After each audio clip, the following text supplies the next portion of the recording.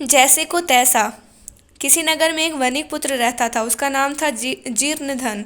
दुर्दिन पड़ने पर उसकी सारी संपत्ति नष्ट हो चुकी थी। अतः उसने सोचा किसी अन्य देश में जाकर व्यापार किया जाए। उसके पास पूर्वजों का एक भारी मूल्यवान तराजू था, 1000 लौ भार का। उसने अपनी वही तराजू एक सेठ के पास धरोहर रख दिया और विदेश चला गया।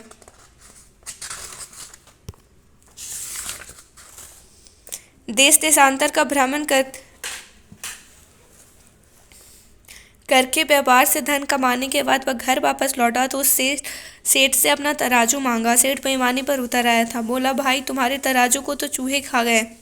जीर्णधन उसके मन की बात समझ तो गया, पर ऊपर से बोला, सेठ जी, जब चूहे तराजू खा गए तो आप कर भी क्या सकते हैं। यह संसार ही नश्वर है। मैं जरा नदी में स्नान करने जा रहा हूँ। आप अपने पुत्र धनदेव को मेरे साथ नदी तक भेज दे तो बड़ी कृपा होगी। सेठ मन ही मन डर रहा था कि तराजू वाली बात पर कहीं जीर्णधन उसके ऊपर तराजू की चोरी का आरोप न लगा दे।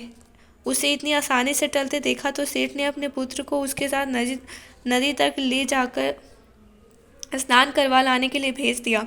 स्नान के बाद जीर्णधन ने सेठ के लड़के को नदी किनारे एक गुफा में छिपाकर गुफा का मुंह चट्टान से बंद कर दिया और अकेला ही घर लौट आया। सेठ ने पूछा, मेरा बेटा धनदेव कहाँ रह गया। जीर्णधन ने उत्तर दिया, जब हम नदी के किनारे बैठे थे तब एक बड़ा सा बाज झपट्टा मारकर उसे उठा ले गया। सेठ ने क्रोध से धधक कर कहा, झूठ मक्कार, भला बाज इतने बड़े लड़के को उठाकर कैसे ले जा सकता है। मेरे पुत्र को वापस लिया, नहीं तो मैं जाकर राजा से तेरी शिकायत करूंगा।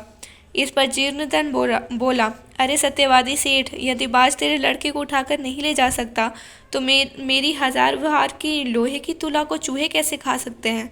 अगर तू अपने बेटे को चाहता है तो पहले मुझे मेरा तराजू वापस कर दे।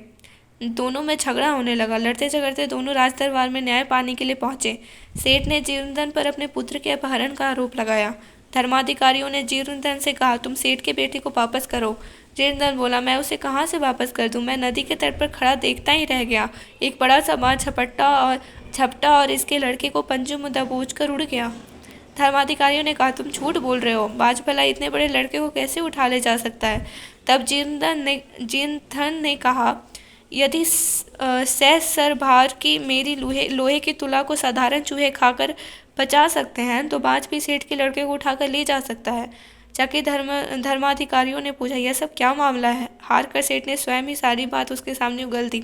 सारा वृतांत सुनकर लोग हंसने लगे। धर्माधिकारियों ने जीर्णधन का तराजू और सेठ का बालक उन्हें वापस दिलवा दिया। यह कहानी सुनकर कर्टक बोला, तू संजीवक पर राजा की कृपा देखकर जलता था, इसलिए तूने ऐसा निकृष्ट कार्य किया। मूर्ख, तूने हित को अहित में बदल दिया। इसलिए किसी ने कहा है कि मूर्ख की मित्रता से तो विद्वान व्यक्ति की शत्रुता भी भली होती है। जैसे मूर्ख बंदर ने तो हितैषी बनकर राजा की जान ही ले ली, लेकिन चोर ने मित्र बनकर ब्राह्मण के प्राण बचा दिए। दमनक ने पूछा, वह कैसे। कर्टक बताने लगा,